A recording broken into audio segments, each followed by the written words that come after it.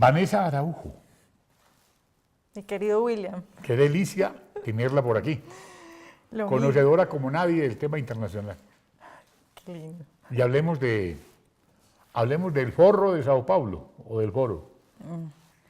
Sí, usted es muy bueno para poner palabras. ¿Qué son? El forro ¿Qué son? Sí, ¿qué son? Para poner el verdadero nombre a las cosas. Sí, hablemos del Forro de Sao Paulo, a ver. Ah, bueno. Lo que vemos ahora es, digamos, producto de eso. En Latinoamérica, por lo menos, es producto de ese Forro de Sao Paulo. Sí. La gente muchas veces se pregunta cómo es posible que si el socialismo tiene tantos muertos encima, la gente sigue creyendo en esas ideas. ¿Cómo es posible que siga cautivando? Y ahí hay que hablar de una estrategia que entendieron muy bien los del Forro de Sao Paulo, y es apelar a los sentimientos y no apelar a las cifras. Es decir, cuando usted ve a un socialista o cuando ve a alguien de izquierda, siempre lo va a ver hablando de sentimientos. Entonces siempre va a decir, vamos a ayudar a los pobres, esto y lo otro, pero nunca van a hablar de cifras, porque si hablan de cifras, pues todo se les cae, porque bueno, las pruebas son concretas. Es decir, si vamos a números, sabemos que el socialismo y la izquierda no ha causado más que desastres. Entonces, desde ahí en Latinoamérica se viene creando toda esa idea de que la izquierda es buena, de que podemos salir adelante, y bueno, después se vino en América Latina todo esto del socialismo del siglo XXI, todos los países llenos de izquierda, que ahora usted está viendo cómo han quedado. Si vamos de abajo para arriba podemos ver en Argentina los Kirchner, que estuvieron más de 10 años. Pero primero con Perón. Con Perón. Así sea ladrón, ¿cómo es? Ah, no me acuerdo de esa. ¿Quién es que...? No me acuerdo de esa barra. ¿Votaremos por Perón? Sí, por Perón, así sea ladrón, así sea ladrón. Y por Cristina, no me acuerdo de esa barra. Pero le voy a contar una cosa, mire. La gente que por esa época estudiaba en Argentina en los colegios, los niños, les enseñaban las vocales y les enseñaban a leer con un libro que decía Evita mi mamita. Así los educaban, y la izquierda eso siempre lo ha tenido muy claro. La educación es fundamental para ellos, por eso se cogen todos los colegios, por eso los colegios públicos y los profesores... Perón y Evita. Públicos. Perón y Evita, sí. Y bueno, así le enseñaban a leer a los niños en Argentina, Evita mi mamita. Todo un trabajo, pues... Digamos que ese proceso arrancó en la Argentina, sí. Cuando apareció... ese famoso tema de Enrique Santos, pero el otro. Enrique Santos, el otro. Cuando yo digo el otro es Enrique Santos discépolo. Cuando habla de Cambalache, que da lo mismo ser derecho que traidor, ignorante, sabio, cholo. Bueno, toda esa vaina. Todo es igual, nada es mejor, lo mismo un burro que un gran profesor. Es el resumen de todo lo que está pasando en América Latina. Ya enguacalaron a 2 presidentes de Brasil, a la señora Rousseff, sí, y al señor Lula. A Rousseff la destituyeron y Lula, bueno, lo acaban de condenar. Antes habían enguacalado, empandeyucado a un jovencito que estuvo allá manejando eso. Ahora nos acordamos de él. Que fue el primero que destituyó el Congreso de los Estados Unidos del Brasil. ¿Cómo es? Un Collor de Mello. Luego viene el tema del Perú, cuando ese presidente nuevo del Perú habla de revivir la pena de muerte. Esa misma que propuso Bolívar el 24 de enero de 1824, cuando dijo, bueno, para la corrupción, para la pena de muerte, aquí no hay más que hacer. Fujimori, el que está encarcelado ahora, Fujimori. No, pero es que el actual presidente propuso esto ahora. Dijo, vamos a revivir la pena de muerte para los corruptos. Y allá tienen varios presidentes ya metidos en la grande, en el Perú. ¿Cuándo le toca el turno a Colombia? ¿Cuándo le toca? Sí. Porque es que esas son las consecuencias del famoso Forro de Sao Paulo, de ese populismo barato. ¿Para dónde nos llevan? A ver. No, yo creo que hay mucha gente que es optimista y cree que, bueno, es cierto que todos los líderes del socialismo del siglo XXI han salido y se está viendo como una especie de giro un poco hacia la derecha. Por ejemplo, lo que está pasando en Argentina con Macri, que él mismo se considera liberal, y es verdad que está haciendo algunas cosas, pero yo creo que la influencia de todos esos años todavía sigue. Lo que está pasando ahora en el Perú con Kuczynski. Claro, también lo que está pasando en el Perú con Pedro Pablo, pero yo creo que la influencia de todos esos años, es decir, yo no creo que podamos decir, no, ya estamos curados de la izquierda, ¿Sí? no creo que eso suceda. Es decir, en Colombia, y lo podemos ver muy claro en Colombia, por ejemplo, en Bogotá históricamente ha ganado la izquierda, la alcaldía, y uno se pregunta, ¿cómo es que sigue ganando la izquierda después de todo eso? Bueno, pues Aquí, a ver, aquí hubo un borracho que era el señor Lucho, que se embriagó de poder. Y bueno, con salsa, con estilo. Luego llegó un ladrón, que fue el señor Moreno. Claro, como al estilo de Perón, ladrón o no ladrón, votaremos por Perón. Y después viene Petro, que fue el desastre universal. Eso ha sido Bogotá. Eso ha sido Bogotá, y En por ahí manos de la estuvo izquierda. también Clara, sí, más de 10 años en manos de la izquierda. Bueno. Eso es demasiado. Entonces, yo creo que la gente que dice, no, eso ya no es un peligro, no puede pasar, claro que sí puede pasar, y Bogotá es la muestra, que la gente sigue votando por la izquierda, que la gente le sigue creyendo a estas personas, porque además es que son caraduras, ¿no? Ellos son capaces de mentir y de decir cosas que no tienen ningún sentido y no les importa.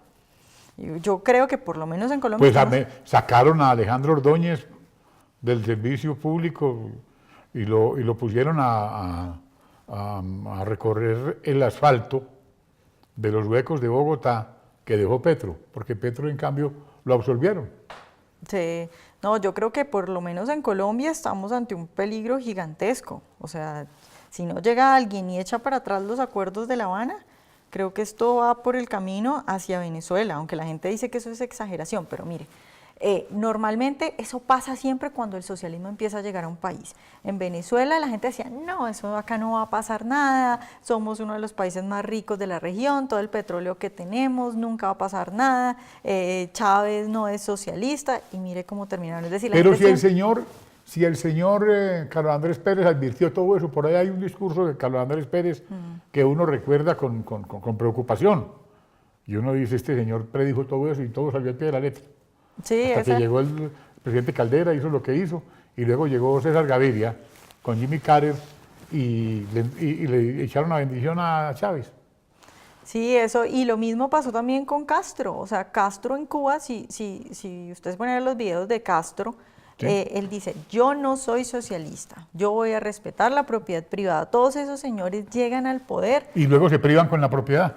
Claro, es que la estrategia de Lenin era llegar al poder, que el socialismo llegaría al poder a través de la violencia. Sí.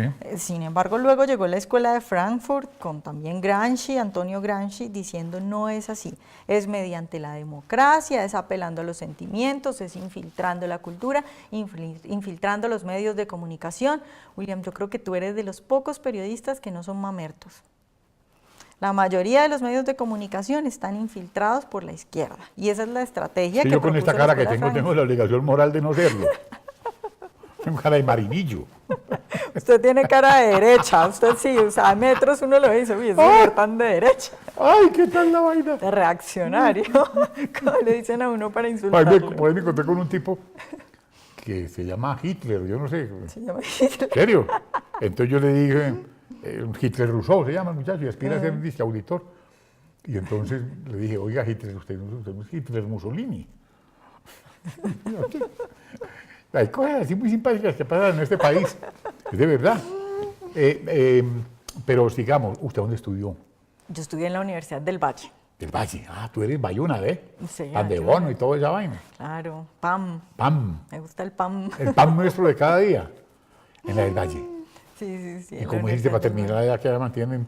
Porque allá es que hay un colegio que se llama Santa Pedrada, ¿cómo es? Sí, Santa Librada. Es que Santa Pedrada. Colegio público que tiran piedra a toda hora. Sí. No, pero ¿sabe qué es lo que me preguntan a mí cuando yo digo que salí de Univalle? Que cómo hice para no salir mamerta. Exacto. ¿En serio? No, claro. Es la pregunta que yo hago también. Yo, pero ¿cómo una mujer con esta resiedumbre, con esta formación, con esta capacidad, y en la academia se ha desenvuelto? Mira, te voy a contar primero, a mí me costó trabajo en la universidad porque los profesores, los estudiantes, todo el mundo es mamerto. Pero tú has sido profesora, pues, mejor dicho. No, No. no, profesora de la universidad, no. No. Y me costó trabajo, pero tocaba calladita. Entonces, a uno para graduarse, sino cómo hace uno cuando todo el mundo es mamerto y le dicen a uno no es así, uno dice no es así, pues toca calladita y toca leer por su cuenta, es decir, a uno le toca educarse solo, y la academia en Colombia está completamente copada por socialdemócratas y por la izquierda, entonces a uno le toca... Recuerda que el M-19 tuvo prácticamente su origen en las universidades del Valle. Claro.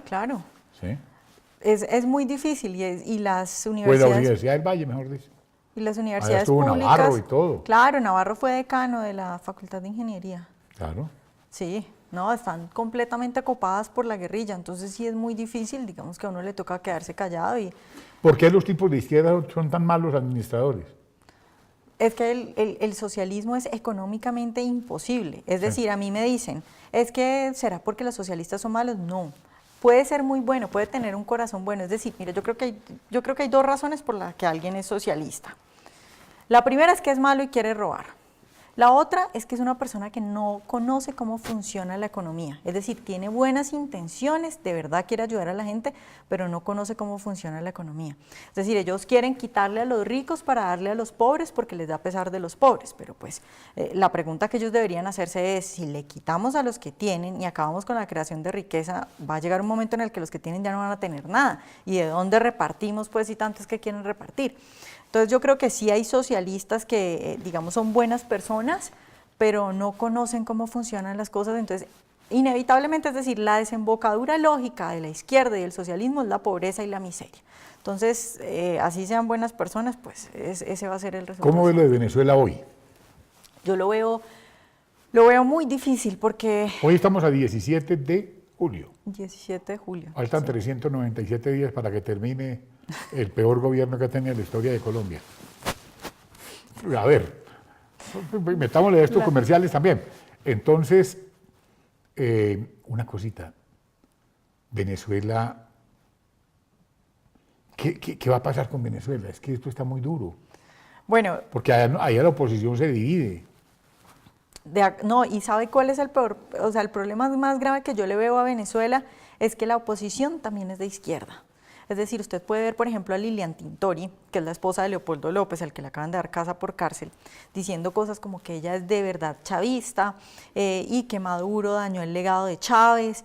Entonces, lo que mucha gente, y incluyéndome a mí, vemos con preocupación es que incluso la oposición, que sería la MUD, también es de izquierda y hablan de que el socialismo sí puede funcionar, y esa es una idea vieja, que es el socialismo sí funciona, pero es que con este no funcionó porque este señor era malo, pero si ponemos a otro sí va a funcionar.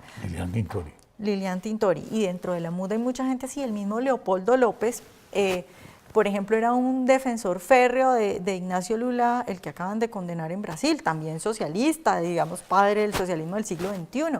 Entonces, evidentemente acá hay un... Navarro también defiende No, pues claro. a Lula y dice claro, que lo es que Lula... Y Navarro fue un gran gobernador y gran alcalde de Pasto.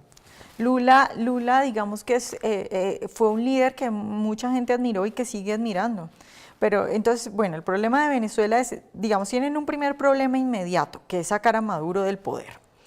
Sin embargo, si se saca a Maduro del poder y se pone a otro socialista ahí, no va a pasar nada. Es decir, digamos, de pronto puede bajar la represión y todas estas cosas, pero la pobreza, la miseria y todo eso no se va a cambiar si no se cambia el modelo económico, si no se pasa del socialismo al capitalismo. Y eso es lo que yo no estoy tan segura que los venezolanos entiendan, porque lo que sucedió con Chávez, por ejemplo, es que Chávez se murió y no alcanzaba a ver la pobreza, o sea, todavía no había ese nivel de pobreza en Venezuela. Entonces, muchos venezolanos, como Lilian Tintori, por ejemplo, dicen, es que mire que el socialismo sí funciona porque con Chávez funcionaba. Lo que pasa es que llegó Maduro y dañó todo. Bueno, pero hay una cosa muy especial. El tema estuvo a punto de resolverse hasta que llegó el Papa y frenó el proceso. Con su validando el diálogo, el supuesto diálogo. Pues lo que sucede es que lo que se dice es que Maduro sí quiere una salida negociada y que está buscando dónde irse, pero detrás de Maduro hay otra gente. Putin sí lo recibirá. pues puede que lo reciba. O sea, el problema ahí no es Maduro, el problema ahí es la gente que está detrás, que Porque nadie es lo que va a se recibir. quedaría Diosdado. Eso, exactamente, sube Es Diosdado como que aquí Cabello. se vaya este señor que es el sátrapa en Colombia, el presidente bolivariano de Colombia, quedamos en manos de Naranjo. Claro, algo Sí, algo pues, así. para que hablemos sí. claro, pues. Algo así, eso, se va a Maduro y Eso que lo alguien leí, peor, que es Diosdado. se lo leí a Gardiazabal en una de sus columnas que escribe, y eso uno dice, pues hombre, esto es la verdad. Claro, y entonces el punto es que a Maduro sí lo puede recibir mucha gente y él seguramente sí se quiere ir. El problema es que la gente que está atrás, Diosdado y todos los demás militares que tienen encima un montón de crímenes, un montón de cosas que nadie les va a perdonar, a ellos no les conviene que se caiga esa tiranía porque ellos ponen un pie afuera y ahí mismo pues, se van para la cárcel, los cogen. Entonces, detrás de Maduro hay mucha gente presionando para que eso siga. Yo no creo que esa gente vaya a ceder. Entonces, yo no creo que en Venezuela vayamos a ver una salida negociada. O sea, tiene que ser, yo veo que el camino por ahí podría ser que los militares, que ya hay un grupo, o sea, ya es evidente que hay una división al interior de las Fuerzas Armadas ¿Sí? en Venezuela. Hay militares que están presos. Ya Maduro ha dicho muchas veces incluso que él reconoce que está a punto de un golpe. Lo que esperan muchos venezolanos es que un grupo grande de militares se ponga del lado de la sociedad civil y logren dar un golpe de Estado y saquen a Maduro y saquen a Diosdado y a todos los demás. Creo que por ahí puede ser, pero... Pero la Guardia Cubana sí dejará, porque eso ya está infiltrado, eso, lleno de cubanos. Claro, ese es otro punto. Cuba vive ahora prácticamente de Venezuela, de otras Bueno, ayuditas que le y da hablando Rusia. de Cuba, ¿qué hace el espurio presidente de Colombia en La Habana? El sátrapa. Sí, ¿qué hace allá? ¿A qué fue? Yo creo que fue a hablarle al jefe, A rendirle cuentas. a rendirle ¿A cuál cuentas jefe? al jefe. ¿Al hermano de Fidel Castro? Raúl. ¿O a Timochenko? ¿Verdad que allá están los dos jefes? Claro. Sí, claro, bueno, él dice que es que imagínese, mire, y a mí eso me preocupa, porque cuando en un país la gente empieza a decir mentiras tan descaradas, así a palo seco, uno ya dice, esto está preocupante, porque él fue a decir que iba a conseguir negocios en Cuba. ¿A quién con sentido común se le ocurre que en Cuba va a haber inversionistas? ¿Y por qué no a Haití? No Es sé, como ir de uno para pronto Chocó a luego, buscar luego va negocios. para allá, sí, seguro hace una gira y luego va ahí para... O sea, uno se pregunta, ¿qué es A mí eso? me ¿Quién se cree dicen, eso? las buenas lenguas me dicen, y las malas también, que se fue a pedirle a Raúl Castro que intercediera ante Maduro porque estaba abriendo la boca. Y estaba contando una cosa que contamos en la hora de la verdad este 17 de julio, cuando sacamos una grabación de Maduro contando cómo era el cuento de Colombia. Sí, contando que Santos es el que produce la cocaína. Sí, de pronto... Eso lo dijo Maduro. Sí, de pronto Maduro está hablando de más. Ya empezó a hablar, entonces, ya empezó a sí, contar de pronto. Sí, y además Maduro a toda hora amenaza a Santos, le dice, Santos, quédese callado que yo tengo mucho por decir. Y ya empezó de pronto. Sí. Entonces tuvo que irse para allá rápido Sí. a contar. Más bien va por ese lado, no por el lado de que están buscando inversionistas en Cuba, o sea, y eso es supremamente preocupante, que le digan a uno así, uno dice, bueno, esta gente es Pero entonces, ¿qué futuro hay en demasiado Colombia? descarada. En ¿Cómo ve Colombia, yo lo veo difícil y yo creo que la confianza que tiene mucha gente de la derecha y en Porque gran la propor- iglesia está dividida con Vidal Morales por un lado y Alejandro Ordóñez por otro. Sí, y en gran proporción, digamos, la gente que es afín al CD o que ve el Centro Democrático como la salida del país, yo creo que muchos están muy confiados. Eso de que, por ejemplo, todavía no haya candidato, eso es preocupante. Y entonces yo creo que eso de estar ahí tan confiados... Pero Angelino que ha estado en todos los grupos, de pronto puede ser una solución. Eso dicen por ahí. Porque como Bueno, que el doctor Uribe ya lo ungió, entonces uno no sabe.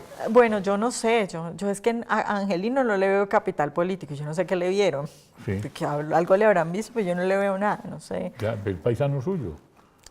Seguramente Sí, el pero señor no. de Bugal hizo el milagro.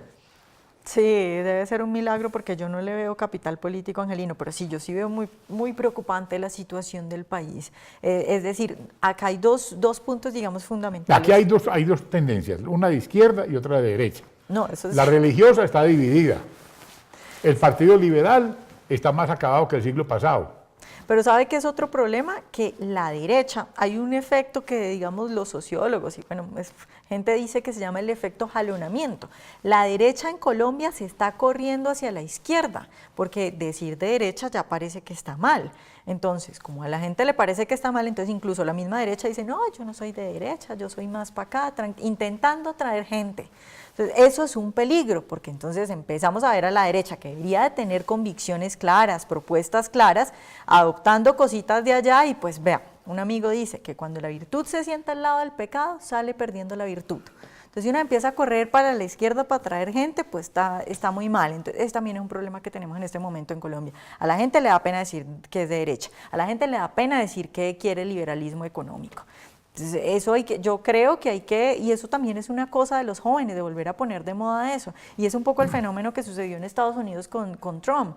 ¿Qué fue cuando Trump, qué fue el triunfo de Trump? Pues gente volviendo a esas cosas y diciendo, yo quiero esto que la gente mira mal. En Colombia la gente tiene que volver a decir qué es la derecha, qué es el liberalismo económico, defender esos principios claramente, no darle pena, porque parece que si uno no es socialdemócrata, entonces se tiene que ir al infierno, eso es un peligro.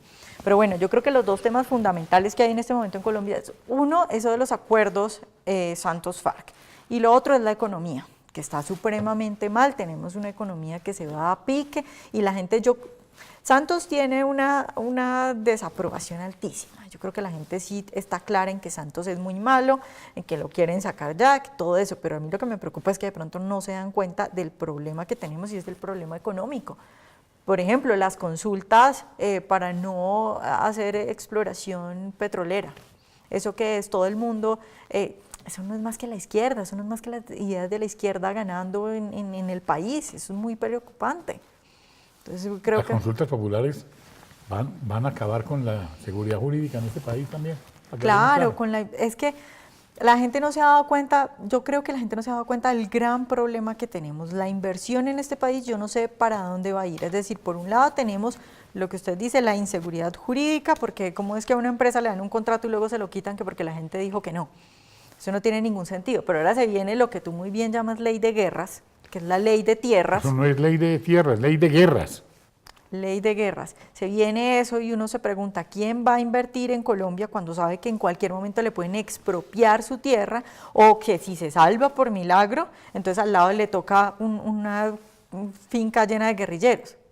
Vanessa es periodista, es economista. Economista. Y diariamente la escuchamos por la hora de la verdad, diciéndole al país muchas cosas. Hoy ha dicho muchas más. La verdad es que la felicitamos. Usted tiene discurso y usted habla, usted no tiene trastienda y habla de corrido. La felicito. Muchas gracias, también te felicito. Bienvenida y gracias. Gracias a ti, Julio.